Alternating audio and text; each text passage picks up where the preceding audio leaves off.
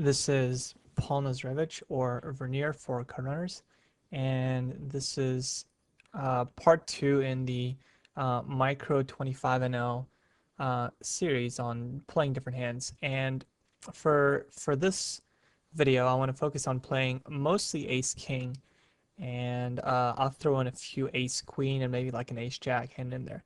But this is mostly going to be with Ace King. So I want to start out looking at two situations which occur pre-flop. And in the first situation, I have a very aggressive image at the table. I have 3-bet numerous times and have not had to show down a hand. So I expect, and I've especially been playing back at the Stripes PP player, who is he's he's running at like 22-20, and but he's also very aggressive. Um, so over 66 hands, I have him had him at 23-20 with an aggression factor of close to 6. So because of the way the match has been going, I expect him to 3-bet me in this situation. So um, Tito Ortiz calls here, so he definitely can't be strong. So I expect Stripes to squeeze, which he obliges. Now, my decision here is whether to. Um, I definitely don't want to call because that's going to give Tito great odds to come in with. Well, not really that good odds, but I mean he's going to be in position and he should call with a pretty wide range. So my options here are whether to 4-bet shove or just 4-bet to something like 12, which I think is essentially the same because he's either going to shove or he's not going to shove. I mean, I guess I could also min raise to something like $9, but in this situation, I'm just happy taking down the pot, and I know I'm way ahead of what Stripes might have here. So I just decide to push all in, and Tito snap folds, and Stripes thinks about it for a bit and folds as well. So while my line certainly looks like Ace King, I think Ace King is the best hand here. So I'm kind of value shoving. Um, I think I would do the same with something like Pocket Kings.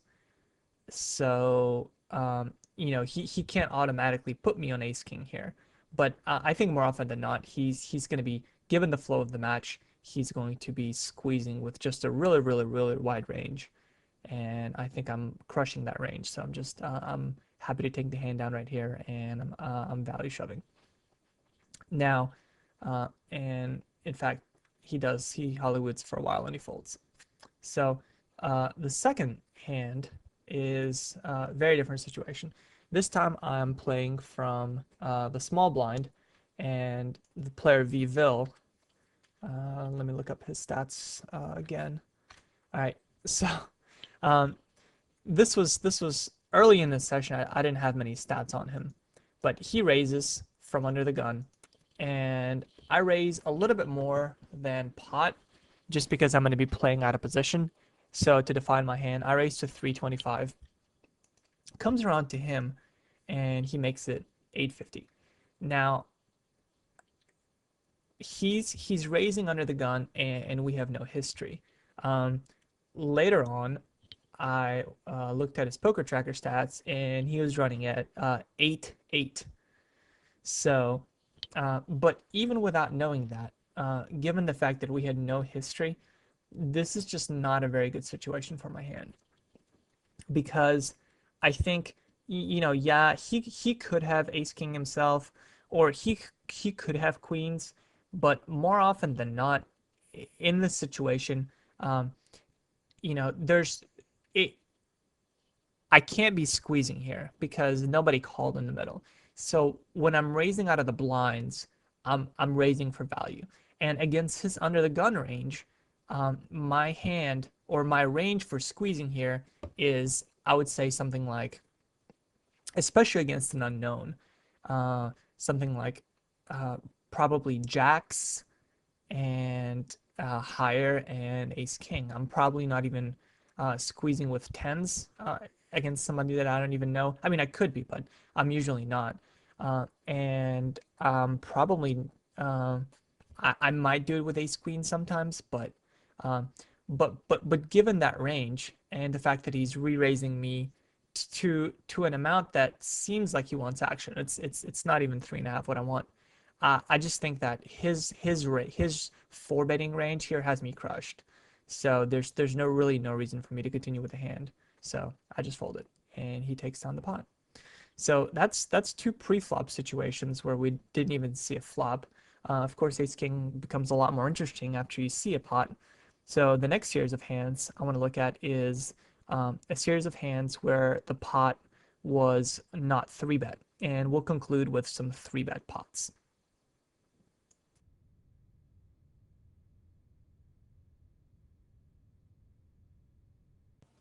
So the next series of hands I want to look at are from PokerStars, and they're situations where we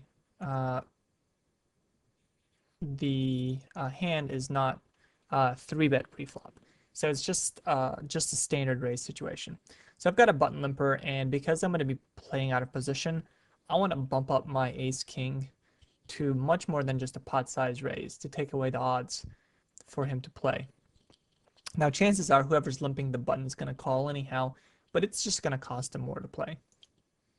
And we go to the flop, and the flop misses me, but I'm still going to be continuation betting it because this is the kind of flop that I'm going to be continuation betting with any kind of overpair as well. So I bet 225, and he calls. When he calls and the 7 turns, the 7 doesn't change anything. So it's not a very good card to double barrel because if he called me on this flop, he's probably going to call me on the turn.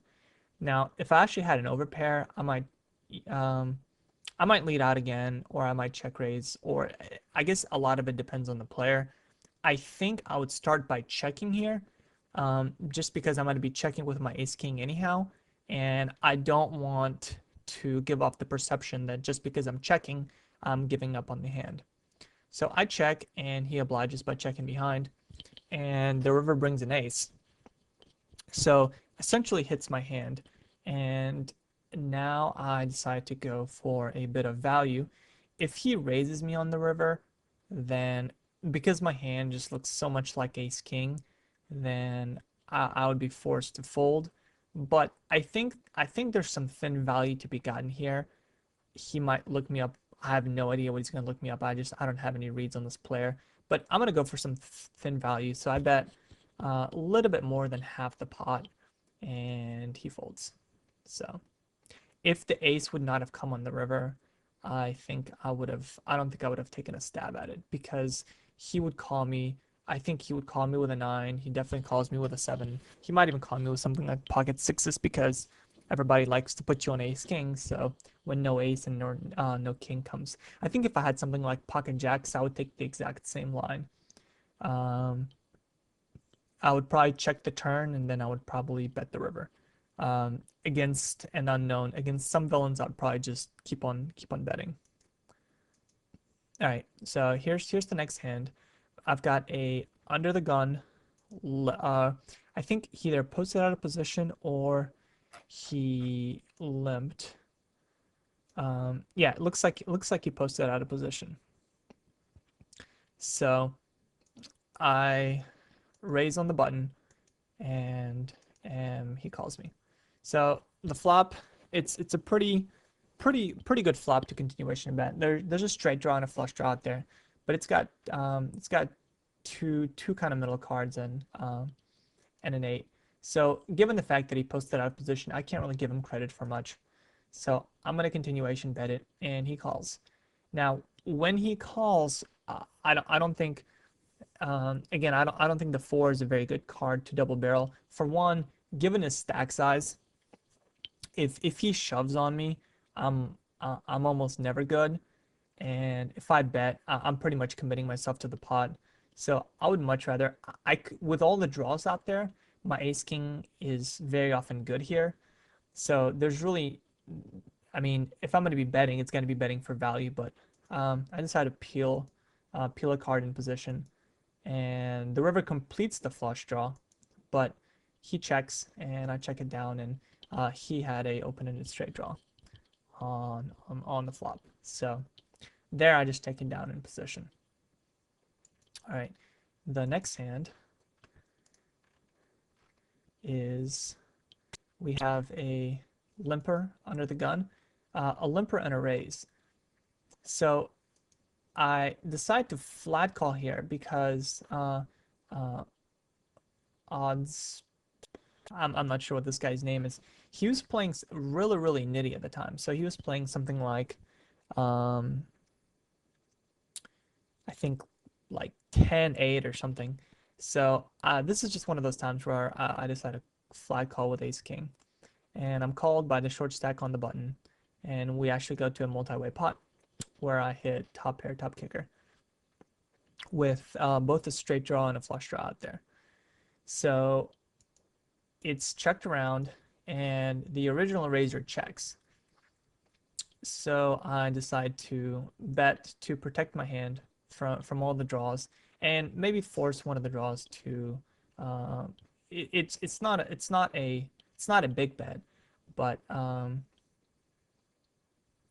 basically with all the people out there, I want to see where I am. Now the button raises and it folds around to me. With all the draws out there, and because my hand is fairly underrepresented because I just flat called pre-flop, I decide to shove it in. Now, the other note about this guy is this guy was also really, really loose and really, really aggressive. So I expect draws to be a huge part of his range. I'm actually gonna look up his stats right now to remind myself.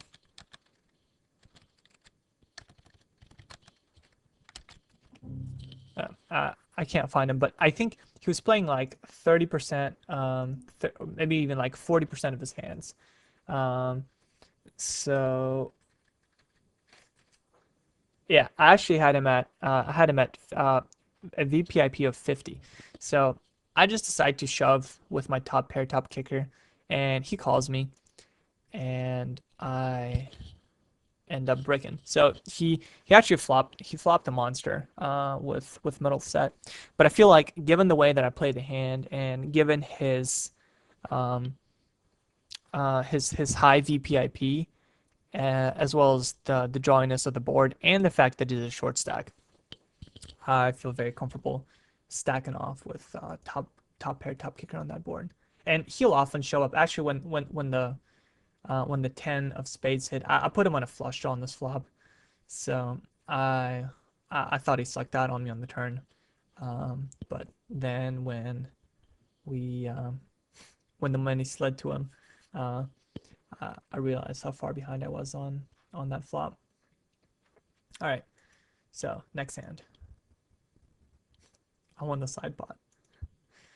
All right, so I'm in the blinds, and there's a limper, a short stack limper, and a flat call, and I pop it up to $1.25. The short stack calls, and the small blind calls as well. The flop comes 5-6-9 rainbow, and the small blind checks, and I decided to check as well because I think I was multi-tabling at the time, and didn't realize how short this guy was. But if they both had full stacks, then this would certainly not be a flop that I would continuation bet. But I felt that just this kind of a flop is just a very bad flop for me to continuation bet with my ace kick into two people. So I think that's I just looked at the flop at the time and decided to check it down. The turn obviously doesn't help things at all, so it goes check, check, check, and the river goes check, check, check, and I actually ended up having the best hand. So, but in a small pot where it's three middle cards like that, I'm just not gonna like continuation betting with my ace king, just because it's a small pot and people are very likely to peel on this flop with like a pair and a draw, or some kind of gutter or high cards like 10 jack or something like that or ace 10, and I'm gonna be out of position. I'm not even gonna know what to do. So against two people, I'm usually not gonna continuation bet in on that flop. All right. So, but it's always nice to have that gift and just take it down. On the other hand, in this situation, kind of a similar situation where I've got a limper who's a short stack. I raise and he calls, and the flop comes 2-5-8. But this time he uh, it's only one player, so I do decide to make a continuation bet, and he folds. So that's the big difference between one players and two players is I'll almost always continuation bet into one player, but against two players, I would much rather have a piece of the flop, because it's just twice as likely that somebody hit a piece of it, and in a limped pot, well, pretty much a limped pot, people are just gonna peel. So, all right, now for some ace queen hands. There's a raise under the gun, and I decide to flat call with my ace queen. In position, I could certainly re-raise here, but usually with under the gun raisers, if I don't know too much about them, I think this guy was playing very reasonable. I'll I'll just um, I'll just flat call ace queen and try to see a flop. I'm not sure why I'm not full stacked here. I guess I'm so used to the full tilt auto reload feature that on stars I get lazy and haven't done it. All right, so the flop is gin, gives me top trips and the third nuts. So it goes check. Um, Neo signs bets here, and there's just no reason to raise, just because I've got the board so crushed, and I want to let the short stack in. So I flat call, and he folds, and the turn brings a flush draw out there, and he leads again. He leads pretty weak, so um, because he leads weak, I um, I think he is weak on this board. So I'm not going to raise him all that much. So I essentially uh, raise him 2.5x, and he calls, and the river brings the 7 of diamonds. And because I only have about a half a pot size bet left, I just push it all in, and he folds. So now here's another ace queen situation where I raise and am called by a short stack in the small blind, and flop top pair top kicker. So top pair top kicker on a pretty drawy board, and he leads close to pot, and because he's a short stack and he's leading into the pre-flop raiser here, um, I don't. That's usually weakness. It's usually a marginal hand like a draw or something like a queen 10 or queen 9. So because of all the draws out there, I decide to raise him for value and to take control of the hand. So he shoves and I snap call, and he actually flopped bottom set. But against a short stack who leads into me when on a dry board with top pair top kicker, I think it's just a auto stack off. So, all right. So that's the hands on Poker Stars, and next I'm going to do kind of the same thing but on full tilt.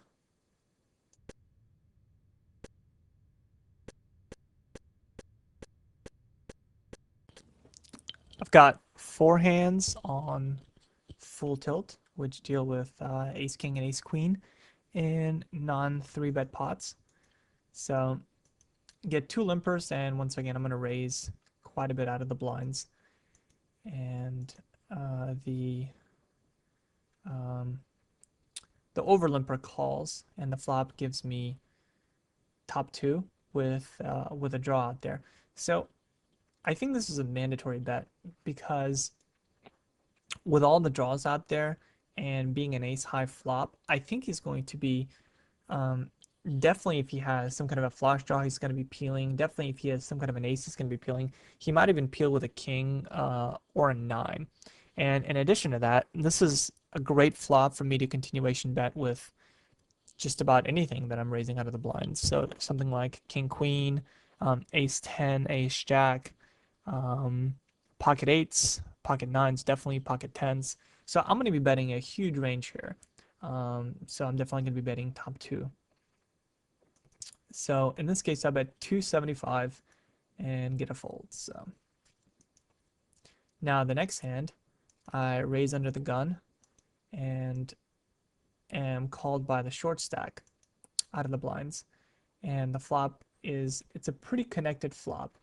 So against the short stack, three kind of middle cards like that with a flush draw and several straight draws. I'm um, Usually I'm just going to be checking it back, and once the four hits and he bets, I'm just gonna give it up.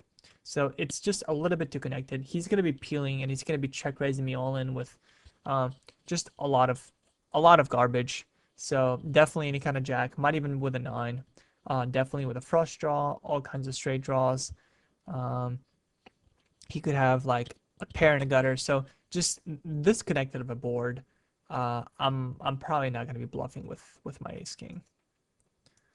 So the next hand, I have ace queen and raise under the gun, and am called by a pretty loose player on the button. And the flop gives me top pair, top kicker on a pretty draw heavy board. So I'm gonna continuation bet this, and he flat calls. Now the turn gives me trips, so I could bet here again, but I think if I bet, he's just gonna fold out a big part of his range, and I think if he's gonna draw, if he has a draw, he's going to continue nonetheless. If I check raise him, so I decided to go for a check raise, and um, I could often do this with a hand like except well with a hand like jacks or ace jack. Well, with jacks, I'm probably going to check call in this kind of situation. But a lot of my range, like a hand like ace king, I'm probably just going to chance take a stab at it. So once he bets, I check raise him and he folds. So this would also be a good situation to do with ace king. This time I had top pair or top trips. But I think with a hand like ace king against this kind of a player, um, you can do this with a pretty wide range. So if I had some kind of a combo draw, I could certainly do that with a combo draw too. But I figured if I bet, he's just gonna fold a lot. So the value that I'm gonna get here is by check raising. I could check call as well, but it's just a little too dry of a board for me to check call. I would much rather just check raise. And finally, I've got a limper under the gun. I raise pot to isolate and flop the nuts, which is always nice. So because we're a little bit deeper, my plan is just going to be to bet, bet, bet. And if he has any kind of piece of it, he's just going to come along. So he checks to me, and there's no reason to slow play since we need to get a couple streets of value here. So he calls, and the turn brings a flush draw. So I anything that he called on the flop, there's so many like two pair combinations, or he could have queen jack, he could have king queen, he could have jack 10, he could have jack 9, he could have 10 queen. This board just screams for him to continue playing on. So once he checks, I'm gonna bet again, and I'm betting an amount which is I mean just a tad under $5, hoping that he comes along, but unfortunately he does not oblige and he folds. But when I do hit the nuts on this kind of a board where it could just hit so much of his range, I'm just gonna play very aggressively and very strong and hope he comes along.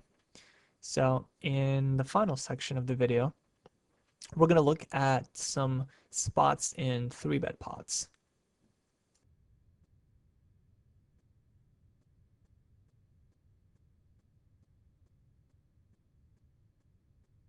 All right, so now we're going to go through four hands where I have ace king or ace queen, and the pot is either 3-bet or 4-bet pre-flop. And we're going to look at the different actions. So here I pick up ace king under the gun, and it's folded around to the um, kind of a short stack, but he essentially min raises, and the big blind overcalls. So I have no idea what kind of hands the or the buttons min raising me with, but I don't think the big blind's very strong. So I think his range for cold calling here is like uh, maybe sixes, maybe like fives through tens. Maybe he doesn't feel comfortable for betting tens here because I raised under the gun, so he wants to see what I'm doing. Maybe even jacks, but I think it's mostly pocket pairs. So I definitely want to get the button heads up in this situation, and I don't want to I don't want to show a cheap flop to Bantam 222 here. So I'm gonna 4-bet, tune him out, which I think will get me heads up against Calcitor. Um, I can probably make it a little bit more, but I think maybe um, well, it's more than 3 times his raise, but I should probably pump it up to like $5 or something. But they both call, and the flop gives me top pair, top kicker. With a flush draw, I'm really not going to be worried that much about a flush draw, and at this point, I don't think there's much value in betting because I think if I bet, then um, any kind of ace is going to shove, and I'm going to get my money in against them. But I think all of their hands are just going to fold. So betting here looks really, really, really strong. Um, on the other hand, if I had like pocket kings or pocket queens, you sometimes wonder what to do in these kind of situations. So in order to balance my range on this kind of a flop, I'm just gonna check here. Now, by checking here, I'm expecting Calciator to shove any kind of ace. And then this guy, um, basically on this flop, I'm committing to stacking off. So if somebody has an pocket eights, or if somebody has pocket twos, or some kind of a flush draw, that's fine. I'm getting the money in. But I think the best way to get the money in is by inducing a bluff from Calciator, or like if he has an ace here, then by checking, my line just looks squarely like queens or kings, and he's gonna bluff, and then Bantam's really not gonna sure what to do. If he overcalls, then I can just shove over the top of both of them and get it in. And again, if I'm up against the set, then more power to him. So I think the best way for me to get value is by checking, and that's what I do. So I check here, but Calciator doesn't oblige, and he just checks behind. So the turn gives me 3 of a kind with 2 flush draws out there. And now I don't think there's much value in slow playing. In addition, if I had pocket kings or pocket queens, I would feel pretty comfortable about my hand right now, and I would bet for value. So I bet 725, which is a little bit more than half the pot. And again, I expect an ace to shove. Um, well, yeah, I mean, I definitely expect an ace to shove right now. But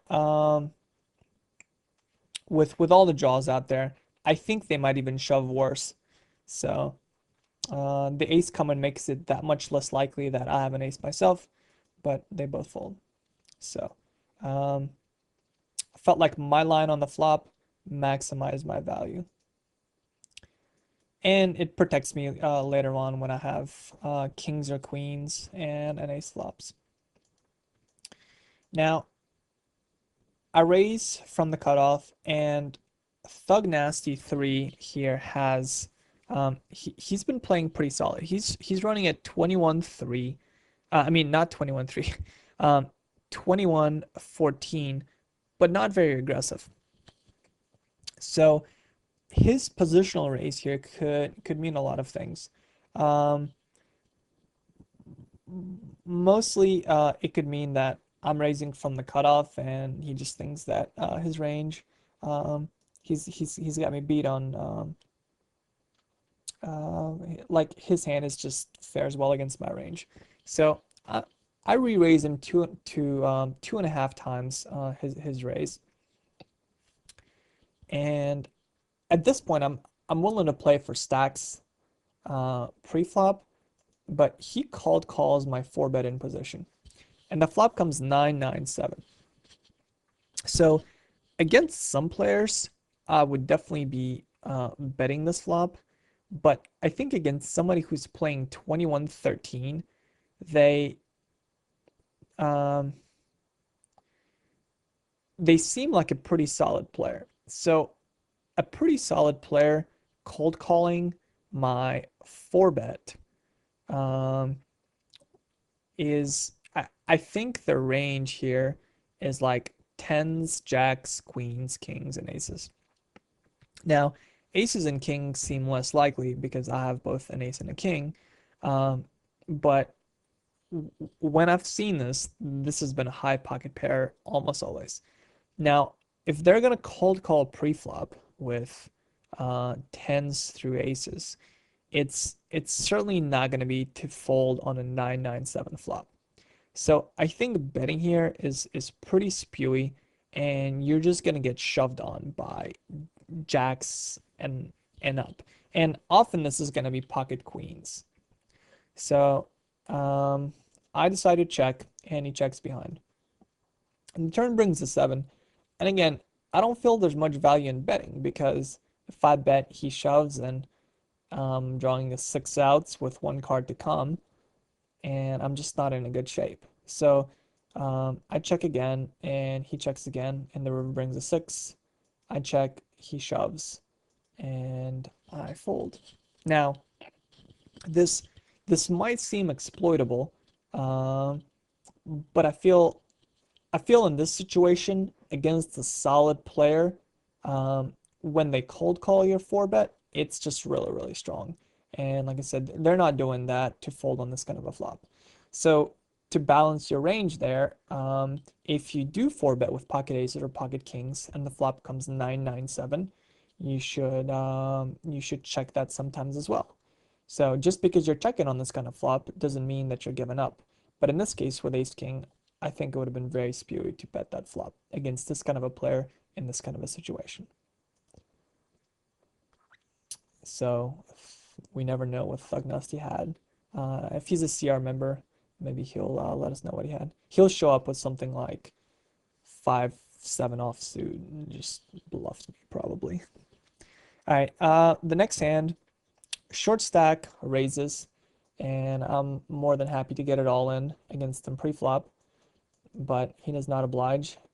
He called calls, and it's a good flop for us. It gives us the nut flush, and he checks. So now my decision is whether to check behind or bet. And I feel like with he's gonna shove this flop with so many cards, um, any kind of 10. You might even shove this with like a 7-9 with a 7 of clubs or a 9 of clubs. So I just think he's gonna shove this flop with a lot of hands. So I'm gonna bet something small, which is gonna allow him to still come over the top and be able to shove over my bet.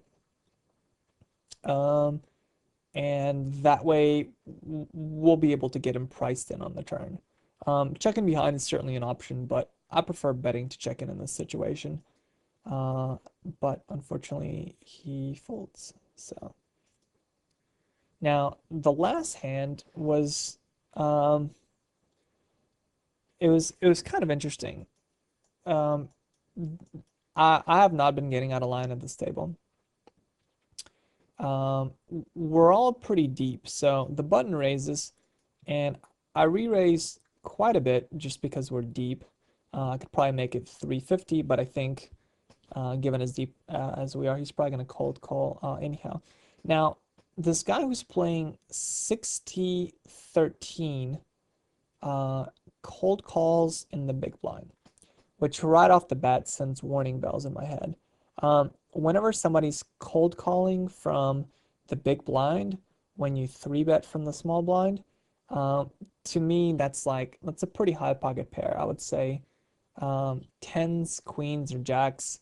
Um, they might do that with kings and aces as well, just to trap and um, hope that this guy either comes over the top or cold calls and they see a multi-way pot. Now, I think a good player, if they have aces or kings here, probably should four bet. But again, that just shows either way, he's representing a lot of strength by cold calling here. So I know that I'm gonna have to proceed with caution on the flop. So the flop gives me top pair, top kicker. We're pretty deep, and um, I know I'm gonna have to play the rest of the hand out of position. So this is definitely a flop I want a continuation bet, and he calls. So at this point, um, I'm just putting him squarely on like uh, queens, kings, or aces. There's a flush draw out there, and he could have a flush draw, but eh, I think betting here is pretty spewy because if I um, with the king coming, the king should serve as a scare card for him, because if I had ace king, uh, I might continuation bet this flop, just because this kind of flop hits my range very well, with a high card and two low cards, in a three bet pot. So now by checking here, I could be going for pot control, and he checks behind. And I still don't think there's much value in betting this river just because I put him on a really tight, strong range preflop.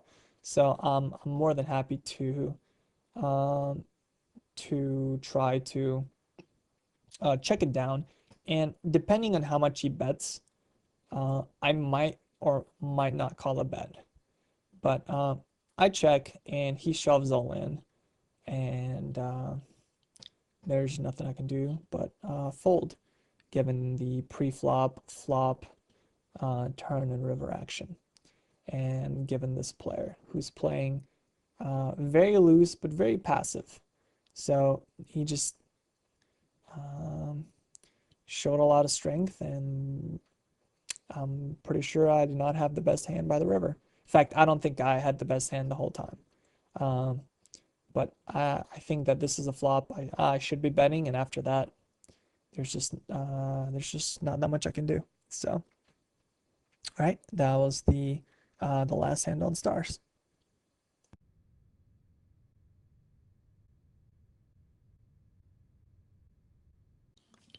So for our final segment, we're going to look at three hands with ace king on full tilt. So to kick off the action, we have a under the gun raise from player that I didn't have much of a read on, but I'm certainly going to be repopping ace king in position. The flop comes um, ace king 9, giving me top two pair with really no draws other than a gutter. Now, the player leads about 2/3 pot into me. So the range of hands that he's doing this with are either some kind of an ace, some kind of a king, um, and a lot of air. So his most likely holding here is something like ace queen or ace jack or maybe even ace 10. Um, this is never really strong. So there's no value in raising, I don't think, because if he has air, I want him to continue firing at it, and I'm not really scared of any cards coming. So I decide to flag call, and the turn is a blank. So he checks to me. So when he checks to me here, I I'm gonna go with my initial read on the flop that he's basically trying to push me out of the pot, and more often than not, he's gonna have air. So I think by betting here, I'm gonna fold out a huge part of his range. So if in fact he has an ace, he's probably gonna call. But if I shove the river, he's probably um, well, he's probably not gonna fold an ace. But because I think air is such a big part of his range, I want to give him a shot to try to bluff me one more time by by making it seem like I'm weak. Like I've got something that he can still push me off. Like maybe I have queens or jacks, and I just didn't believe him on the flop, and I'm trying to get to showdown for cheap. So I check it back, and the river's a nine, which um, is not it's not the best card, but it's not a bad card either. Um, it's if he has an ace, then he probably thinks that we're chopping at this point because we both have aces and nine with a king kicker. Um, if somehow he got there with a nine, then I'm gonna pay him off. But more often than not, he's gonna have an ace here, or air. He checks again, so at this point, I'm just putting him squarely on air, and I'm going to bet something which if he has an ace, he's gonna call, but um, ah, it's I have to bet here just because of the strength of my hand, but I don't expect to get called. So I just bet kind of weak, and he looks me up with king queen. So um, my hand was just so strong that I think calling the flop was is the correct play. I think if I just call the flop and I bet the turn, it my hand looks just way too strong. So I think checking the turn gives me um, is going to get me paid off on the river, and I don't think I'm going to get more than one more street of value after the flop out of this hand. So all right, the next hand, short stack, 50 BBs raises, and I re-raise. This guy was playing kind of crazy, so I don't quite make it more than three times. I don't make it much more than pot, just because this is a hand that we're probably gonna play all in anyhow. So I'm not really worried about being out of position against this player. So I expect him to shove here with just a huge range. Um, so I had him playing at 41, 21, and pretty aggressive. So I expect him to shove here, but he just calls. The flop is queen queen nine.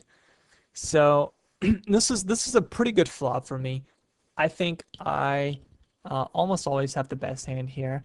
So I'm gonna bet call. So I decide to bet just out of value, and I think he'll shove with a huge range of hands that I think I'm ahead of. And if not, um, well, basically, I don't want to check fold, and I want to just get the money in just because I think I still have the best hand. So he calls and I snap. I snap. I mean, yeah, he shoves and I snap call. And in fact, yeah, he did have a gutter, or he's got a gutter on the flop, and this is exactly the kind of hands that are going to be a huge part of his range, given the way the action went down. And unfortunately, he gets there on the turn. Um, but I would be shoving here with on this flop versus this player. This I'm just going to be shoving with a huge range. I think if I had ace queen, I would definitely check to induce a shove, but with ace king, I'm shoving. All right, and the last hand, I've got a player go all in for $1.05, and then I've got a cold call on the button. So with I'm gonna consider this dead money. So I want and then another player cold calls. So I I want to isolate this short stack that went all in here. So I pop it up quite a bit and am called by the button. So I'm not really sure what to make of that. But this is another one of those situations where it's ace high, and if I have pocket kings or pocket jacks here, then um,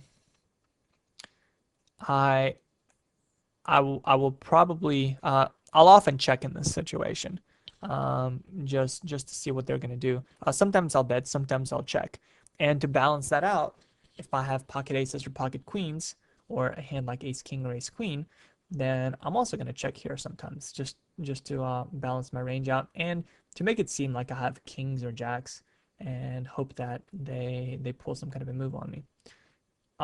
In addition to that, I think if I bet this flop, then it's going to be unlikely that I'm going to be able to bet the turn again and get value there. So I decide to, because I essentially flopped such a monster, I decide to check here. The turn brings an 8, which is a blank, and now I just decide to lead for about 60% pot and get a fold. So I think betting this flop is okay, but I think sometimes there's more value in checking this flop and um, getting more value on later streets. So just some different lines to be thinking about. Um, so if you have something like pocket kings, and which sometimes sometimes you should check when an ace comes, then you should be also doing that with your very good hands. All right, so this is Verneer for card runners.